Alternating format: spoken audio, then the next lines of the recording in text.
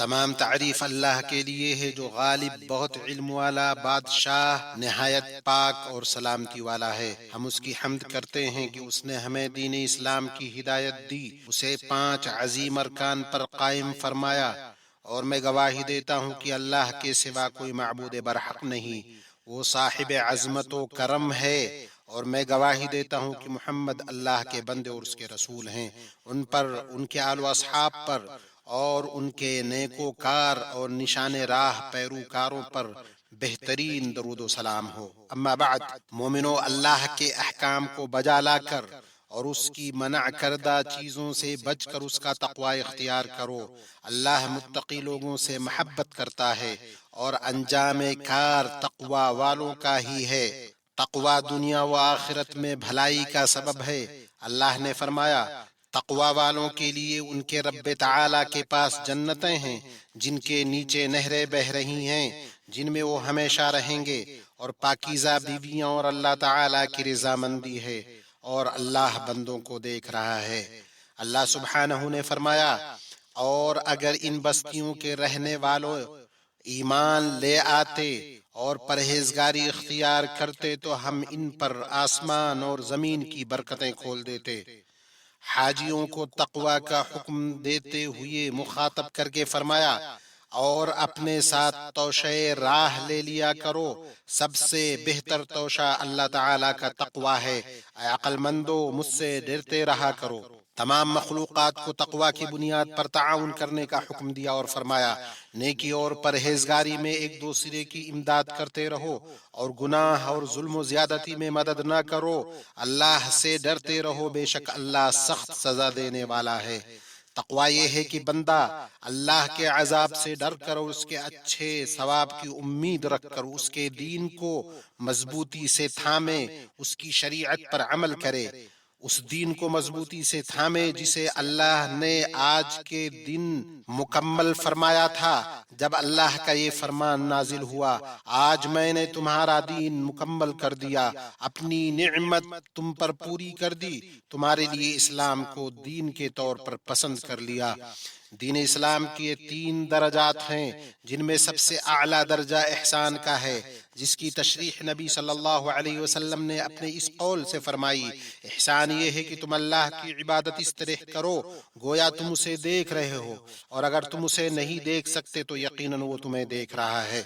اللہ نے فرمایا، جن لوگوں نے بھلائی کی ان کے لیے اس دنیا میں بھلائی ہے، اور یقیناً آخرت کا گھر تو بہت بہتر ہے، اور پرہیزگاروں کا کیا ہی خوب گھر ہے۔ دین کے درجات میں دوسرا درجہ ایمان کا ہے، جو زبان سے اقرار، دل میں یقین، اعضاء و جوارح سے عمل کا نام ہے۔ یہ طاعت سے بڑھتا ہے، معصیت سے کم ہوتا ہے۔ ایمان کی شاخیں 70 سے زیادہ ہے، ان میں سب سے اونچی شاخ لا الہ الا اللہ کہنا ہے، اور سب سے کم تر شاخ راستے سے تکلیف دہ چیز ہٹانا ہے۔ حیا ایمان کی ایک شاخ ہے۔ ایمان میں سے صلہ رحمی، والدین کے ساتھ حسن سلوک، سچ بولنا، نرم اور پاکیزہ گفتگو کرنا، معاہدوں اور وعدوں کو پورا کرنا، اور حسن اخلاق اختیار کرنا ہے۔ اللہ نے فرمایا، اللہ تعالیٰ کی عبادت کرو، اس کے ساتھ کسی کو شریک نہ کر، اور ماں باپ کے ساتھ احسان کرو، رشتہ داروں سے، یتیموں سے، مسکینوں سے، قرابت دار ہمسایہ سے، اجنبی ہمسایہ سے، پہلو کے ساتھی سے، راہ کے مسافر سے، ان سے جن کے تم مالک ہو۔ یقیناً اللہ تعالیٰ تکبر کرنے والوں اور شیخی خوروں کو پسند نہیں فرماتا۔ اللہ نے فرمایا، ایمان والو، عہد و پیمان کو پورا کرو، اور فرمایا، میرے بندوں سے کہہ دیجئے کہ بہت ہی اچھی بات منہ سے نکالا کریں، کیونکہ شیطان آپس میں فساد ڈلواتا ہے، بے شک شیطان انسان کا کھلا دشمن ہے۔ اور فرمان الہی ہے، نیکی اور بدی برابر نہیں ہوتی، برائی کو بھلائی سے دفع کرو، پھر وہی جس کے اور تمہارے درمیان دشمنی ہے ایسا ہو جائے گا جیسے دلی دوست، اور یہ بات انہی کو نصیب ہوتی ہے جو صبر کریں، اور اسے سوائے بڑے نصیبے والوں کے کوئی نہیں پا سکتا۔ ایمان میں سے ہے مصیبت کے وقت صبر کرنا، نعمت کے وقت شکر ادا کرنا، نافرمانی اور بیزاری کے بعد توبہ کرنا اور ندامت محسوس کرنا۔ فرمان ربانی ہے، صبر کرنے والوں ہی کو ان کا پورا پورا بے شمار اجر دیا جاتا ہے۔ ارشاد ربانی ہے جب تمہارے پروردگار نے تمہیں آگاہ کر دیا کہ اگر تم شکر گزاری کرو گے تو بے شک میں تمہیں زیادہ دوں گا، اور اللہ نے فرمایا اور یہ کہ تم اپنے رب سے مغفرت طلب کرو پھر اس سے توبہ کرو، وہ تم کو وقت مقرر تک اچھا سامان زندگی دے دے گا اور ہر زیادہ عمل کرنے والے کو زیادہ ثواب دے گا۔ ایمان کے 6 ارکان ہیں: اللہ پر، اس کے فرشتوں پر، اس کی کتابوں پر، اس کے رسولوں پر، آخرت کے دن پر اور اچھی و بری تقدیر پر ایمان رکھنا۔ اللہ نے فرمایا لیکن نیکی تو یہ ہے کہ کوئی شخص اللہ پر اور قیامت کے دن پر اور فرشتوں پر اور کتاب پر اور پیغمبروں پر ایمان لائے، اور فرمایا بے شک ہم نے ہر چیز کو ایک اندازے کے ساتھ پیدا کیا ہے، ایمان کی ہی کے ذریعے نجات اور دنیا و آخرت کی بھلائی حاصل ہوتی ہے۔ اللہ نے فرمایا اللہ نے مومن مردوں اور مومن عورتوں سے ان جنتوں کا وعدہ فرمایا ہے جن کے نیچے نہریں جاری ہیں، ان میں ہمیشہ وہ رہیں گے، ان صاف ستھرے پاکیزہ محلات کا جو ان ہمیشگی والی جنتوں میں ہے۔ اللہ کی خوشنودی سب سے بڑی چیز ہے، یہی بہت بڑی کامیابی ہے۔ اور فرمایا وہ لوگ جو ایمان لائے اپنے ایمان کو شرک سے آلودہ نہ کیا انہی کے لیے امن ہے، وہی ہدایت پانے والے ہیں۔ اور فرمایا یقیناً ہم اپنے رسولوں کی اور ان لوگوں کی مدد ضرور کریں گے جو ایمان لائے، دنیا کی زندگی میں بھی اور اس دن بھی جب گواہ کھڑے ہوں گے۔ اللہ پر ایمان کا مطلب ہے کہ ہم ایمان لائیں کہ وہی رب ہے، خالق ہے، کائنات کا مدبر ہے، اعلیٰ صفات اور اچھے ناموں سے متصف ہے۔ اللہ نے فرمایا یقیناً تمہارا رب اللہ ہی ہے جس نے آسمانوں اور زمین کو 6 دنوں میں پیدا کیا، پھر عرش پر مستوی ہوا، وہی رات کو دن کا لباس پہناتا ہے کہ اس کے پیچھے دوڑتا چلا آتا ہے، اور اس نے سورج، چاند اور ستارے پیدا کیے جو اس کے حکم کے تابع ہیں۔ سن لو، پیدا کرنا اور حکم دینا اسی کا کام ہے، بہت بابرکت ہے اللہ جو تمام جہانوں کا رب ہے۔ اپنے رب کو گڑ گڑا کر چپکے چپکے پکارو، بے شک وہ حد سے نکلنے والوں کو پسند نہیں کرتا، اور زمین میں اس کی درستی کے بعد فساد نہ پھیلاؤ، اور تم خوف و امید کے ساتھ اسے پکارو، بے شک اللہ کی رحمت نیکی کرنے والوں کے قریب ہے۔ ہم معزز فرشتوں پر ایمان رکھیں۔ اللہ نے فرمایا اور فرشتے اپنے رب کی حمد کے ساتھ تسبیح کرتے ہیں اور زمین والوں کے لیے استغفار کرتے ہیں۔ ہم ان تمام کتابوں پر ایمان رکھیں جو اللہ نے نازل فرمائیں، جن میں تورات اور انجیل بھی شامل ہیں، اور اللہ نے قرآن کریم کو ان تمام پچھلی کتابوں پر نگران بنایا ہے۔ اللہ کا فرمان ہے اللہ ہی ہے جس کے سوا کوئی معبود برحق نہیں، وہ زندہ ہے، قائم رکھنے والا ہے۔ اس نے آپ پر سچی کتاب نازل فرمائی جو اپنے سے پہلی کتابوں کی تصدیق کرنے والی ہے، اور اس نے اس سے پہلے تورات اور انجیل نازل فرمائی تھی لوگوں کی ہدایت کے لیے، اور اس نے فرقان نازل فرمایا، اور فرمایا اور ہم نے آپ پر سچائی کے ساتھ قرآن نازل کیا جو اپنے سے پہلے کی کتابوں کی تصدیق کرنے والا اور ان پر نگران ہے۔ اور ہم اللہ کے تمام رسولوں پر ایمان رکھیں۔ اللہ نے فرمایا بے شک ہم نے آپ سے پہلے رسولوں کو ان کی قوموں کی طرف بھیجا، پس وہ ان کے پاس واضح نشانیاں لے کر آئے، پھر ہم نے ان لوگوں سے انتقام لیا جنہوں نے جرم کیا، اور ہم پر مؤمنوں کی مدد کرنا لازم ہے۔ ہم آخرت کے دن، قیامت کے دن، حساب و جزا کے دن پر ایمان رکھیں۔ یہ وہ دن ہے جس میں اللہ کے نیک بندوں کے لیے جنت کا بدلہ اور اس کے دشمنوں کے لیے دوزخ کا عذاب ہوگا۔ اللہ نے کہا یقیناً آخرت کا گھر ان لوگوں کے لیے بہتر ہے جو تقوی اختیار کرتے ہیں، کیا تم عقل سے کام نہیں لیتے؟ ہم اس بات پر بھی ایمان رکھیں کہ اللہ نے تمام واقعات و حوادث کو پہلے ہی سے مقرر کر رکھا ہے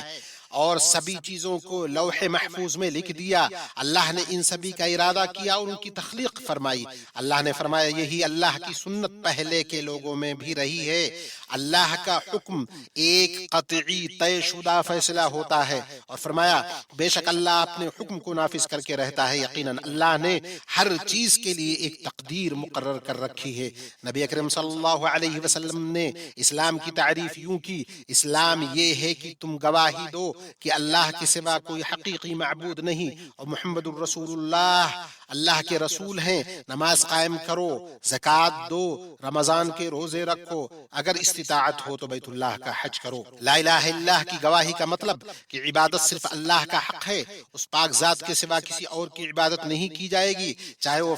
کوئی فرشتہ، نبی، نیکوکار، ولی ہی کیوں نہ ہو۔ اللہ کا فرمان ہے، اے لوگو اپنے رب کی عبادت کرو جس نے تمہیں اور تم سے پہلے لوگوں کو پیدا کیا تاکہ تم پرہیزگار بن جاؤ، اور فرمایا تم اللہ کے ساتھ کسی اور معبود کو مت پکارو ورنہ تم سزا پانے والوں میں سے ہو جاؤ گے۔ اللہ نے فرمایا، کہہ دیجئے اے اہل کتاب، آؤ ایسی بات کی طرف جو ہمارے اور تمہارے درمیان یکساں ہے کہ ہم اللہ کے سوا کسی کی عبادت نہ کریں، اس کے ساتھ کسی کو شریک نہ ٹھہرائیں، ہم میں سے کوئی دوسرے کو اللہ کے سوا رب نہ بنائے، پھر اگر وہ اعراض کریں تو کہہ دو گواہ رہو کہ ہم مسلمان ہیں۔ اسی میں نفس کی عزت ہے اور اس کی انکساری بھی صرف اللہ ہی کے لیے ہے۔ اللہ نے فرمایا، اگر تم کو اللہ کوئی تکلیف پہنچائے تو بجز اس کے کوئی اور اس کو دور کرنے والا نہیں، اور اگر وہ تم کو کوئی خیر پہنچانا چاہے تو اس کے فضل کو کوئی روکنے والا نہیں، وہ اپنا فضل اپنے بندوں میں سے جس پر چاہے نچھاور کر دے، وہ بڑی مغفرت، بڑی رحمت والا ہے۔ اور محمد الرسول اللہ کی گواہی دینا اس بات کا متقاضی ہے کہ آپ صلی اللہ علیہ وسلم کے حکم کی اطاعت کی جائے، آپ کی باتوں کی تصدیق کی جائے، اپنے رب کی عبادت میں آپ کے طریقے پر چلا جائے، چنانچہ اللہ کی عبادت صرف انہی چیزوں سے کی جائے جنہیں اللہ کے رسول صلی اللہ علیہ وسلم لے کر آئے۔ اللہ کا فرمان ہے، تمہارے پاس تم ہی میں سے ایک رسول آئے ہیں، تمہاری تکلیف ان کو گراں گزرتی ہے، تمہاری بھلائی کی خواہش مند ہیں، وہ مومنوں پر نہایت شفیق و مہربان ہیں۔ اور فرمایا، جو اس رسول نبی امی کی پیروی کرتے ہیں جس کا ذکر وہ اپنے پاس تورات و انجیل میں لکھا ہوا پاتے ہیں، اور فرمایا اگر تم میں کسی چیز کا اختلاف ہو جائے تو اسے اللہ اور اس کے رسول کی طرف لوٹا دو، اگر تم اللہ پر اور آخرت کے دن پر ایمان رکھتے ہو، ایسا کرنا بہت بہتر ہے اور انجام کے اعتبار سے بہت اچھا ہے۔ اور محمد صلی اللہ علیہ وسلم کے لیے رسالت کو ثابت کرنے کا مطلب امت کے بیچ موجود تنازع کو رفع کرنا اور اس کے سر چشمے دلیل کو متحد کرنا ہے۔ اس سے عبادتیں متحد ہوں گی، ان کی ادائیگی کے طریقے مختلف نہیں ہوں گے، یوں امت کتاب و سنت میں وارد نہ ہونے والے طریقے پر عبادت کر کے بدعتوں سے محفوظ رہے گی۔ اس طریقے سے لوگ اکٹھے ہوں گے، دل باہم ملیں گے۔ اسلام کے ارکان میں سے دوسرا رکن نماز قائم کرنا ہے تاکہ وہ بندے اور اس کے درمیان اور اس کے رب کے درمیان رابطے کا ذریعہ ہو، اس کی نجات اور وقت کی تنظیم کا سبب ہو، بندے کے احساس کا ذریعہ ہو کہ اس کا رب اسے دیکھ رہا ہے، اس سے وہ بڑے کاموں اور ذمہ داریوں کو انجام دینے کی ٹریننگ پائے گا۔ نماز میں ظاہر و باطن کی طہارت ہے، معنوی و حسی طہارت ہے۔ باجماعت نماز سے سماج میں ہم آہنگی ہوتی ہے، لوگوں میں باہمی محبت پیدا ہوتی ہے۔ اللہ کا فرمان ہے، نمازوں کی حفاظت کرو، بالخصوص درمیان والی نماز کی، اللہ تعالیٰ کے لیے با ادب کھڑے رہا کرو۔ اور اللہ کا فرمان ہے، بے شک نماز مومنوں پر مقررہ وقتوں پر فرض ہے۔ اور اللہ کا فرمان ہے، یقیناً نماز بے حیائی اور برائی سے روکتی ہے۔ اور اللہ کا فرمان ہے، یقیناً ایمان والوں نے فلاح پائی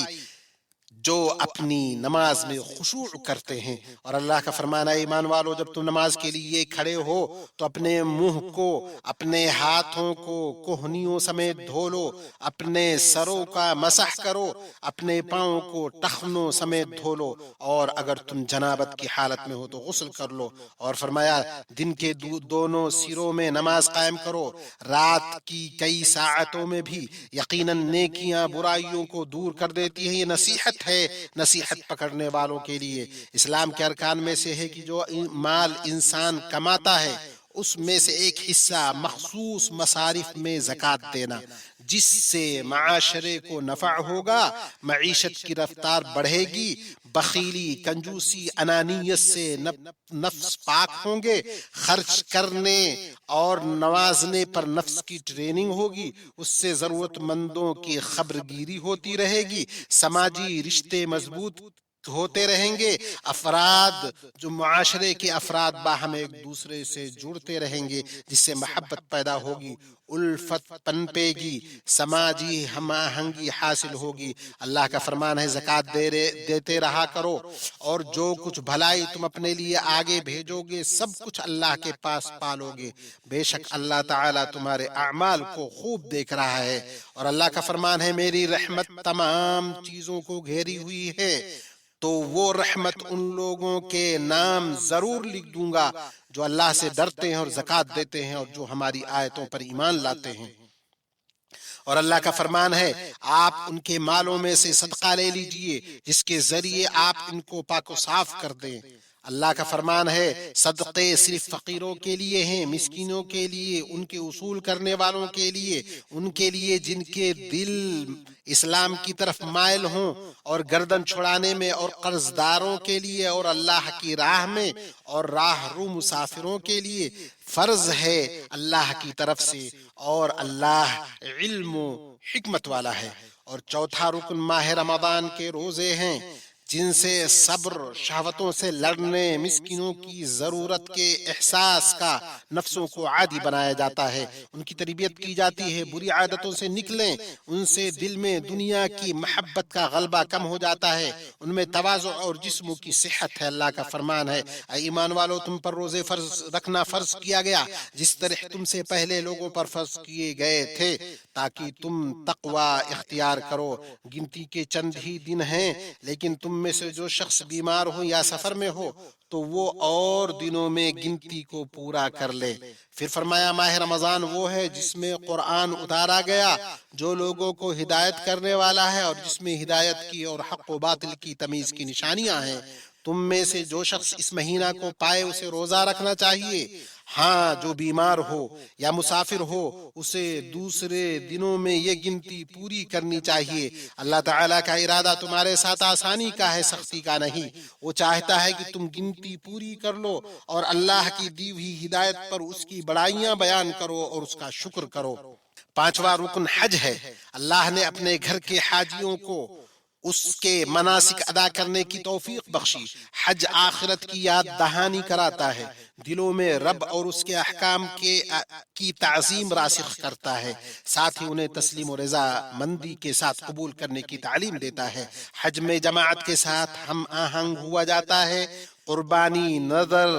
فدیہ کے جانوروں کو ذبح کر کے کھانا کھلایا جاتا ہے۔ حج میں وقت کا احترام، نفع بخش چیزوں میں اس کا استعمال ہوتا ہے۔ اللہ نے فرمایا حج اور عمرے کو اللہ کے لیے پورا کرو، ہاں اگر تم روک لیے جاؤ تو جو قربانی میسر ہو اسے کر ڈالو۔ اور فرمایا حج کے مہینے مقرر ہیں، اس لیے جو شخص ان میں حج لازم کر لے وہ اپنی بیوی سے میل ملاپ کرنے، گناہ کرنے، لڑائی جھگڑا کرنے سے بچتا رہے۔ تم جو نیکی کرو گے اس سے اللہ باخبر ہے۔ پھر فرمایا جب تم عرفات سے لوٹو تو مشعر حرام کے پاس ذکر الہی کرو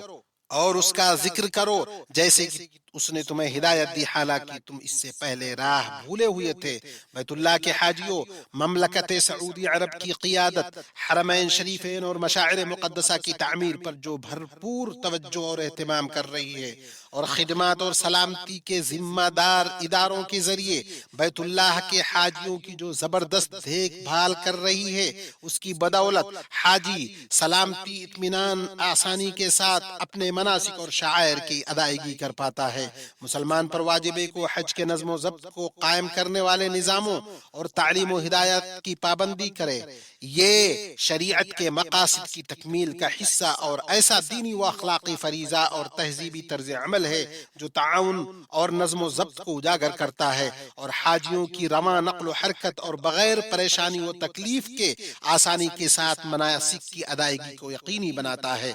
بیت اللہ کے حاجیوں، رسول اللہ صلی اللہ علیہ وسلم نے پہلے خطبہ دیا، پھر جمع و قصر کے ساتھ ظہر اور عصر کی نماز پڑھی، اس کے بعد عرفہ میں وقوف فرمایا یہاں تک کہ سورج غروب ہو گیا، پھر آپ مزدلفہ کے لیے روانہ ہوئے، وہاں 3 رکعت مغرب اور 2 رکعت عشاء کی نماز اکٹھی پڑھی اور رات گزاری یہاں تک کہ فجر کی نماز پڑھی، پھر وہاں اللہ کا ذکر کرتے ہوئے ٹھہرے رہے یہاں تک کہ خوب اجالا ہو گیا، پھر مینا کے لیے روانہ ہوئے اور جمرہ عقبہ کو 7 کنکریاں ماری، پھر اپنے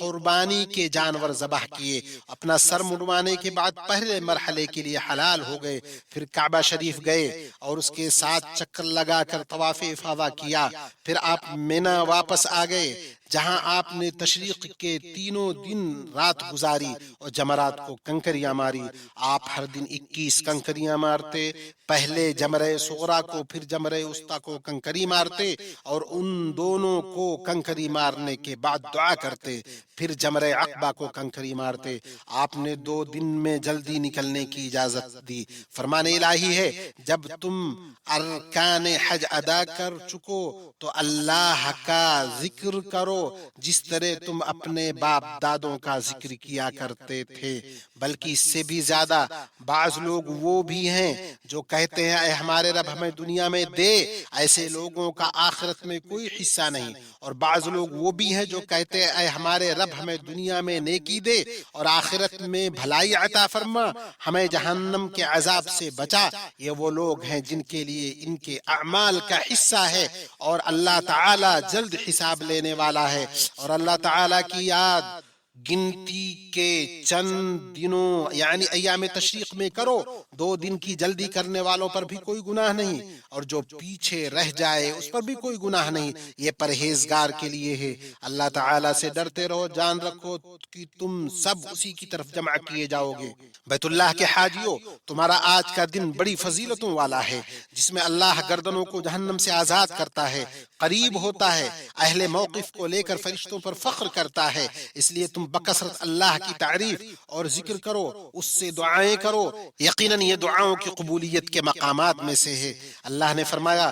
تمہارے رب نے کہا مجھ سے دعا کرو میں تمہاری دعا قبول کروں گا۔ اے اللہ ہمارے گناہوں کو بخش دے، ہمارے معاملات کو آسان کر، ہماری ذریتوں کی اصلاح فرما، ہمیں جنت میں داخل کر جہنم سے بچا۔ اے اللہ ہمارے حج، ہماری اطاعت کو قبول فرما، اپنے شکر و ذکر اور اپنی اچھی عبادت پر ہماری مدد فرما۔ اے اللہ دنیا کے مشرق و مغرب میں مسلمانوں کے حالات سدھار دے، اے اللہ ان کے دلوں کو جوڑ دے، ان کے تمام معاملات کا ذمہ لے، ان کے بیچ محبت پیدا کر۔ اے اللہ تو فلسطین میں ہمارے بھائیوں کا خیال رکھ، اے اللہ تو ان کے بھوکے کو آسودہ کر، ان کے بے گھر کو آسرا دے، ان کے خوف زدہ کو امن عطا کر، ان کے دشمنوں کے شر سے ان کو بچا لے۔ اے اللہ تو مسلمانوں کے حکمرانوں کو ہر بلائی کی توفیق دے، انہیں ہدایت اور تقوی کا ذریعہ بنا۔ اے اللہ خادم حرمین شریفین شاہ سلمان بن عبدالعزیز اور ان کے امانت دار ولی عہد محمد بن سلمان کو توفیق سے نواز، اور اسلام اور مسلمانوں کے لیے انہوں نے جو کچھ پیش کیا اور پیش کر رہے ہیں اس پر انہیں بہترین بدلہ عنایت کر۔ پاک ہے آپ کا رب جو بہت بڑی عزت والا ہے ہر اس چیز سے جو مشرکین بیان کرتے ہیں۔ پیغمبروں پر سلام ہے اور سب طرح کی تعریف اللہ کے لیے ہے جو سارے جہان کا رب ہے، اور اے اللہ اپنے نبی امین پر درود نازل فرما۔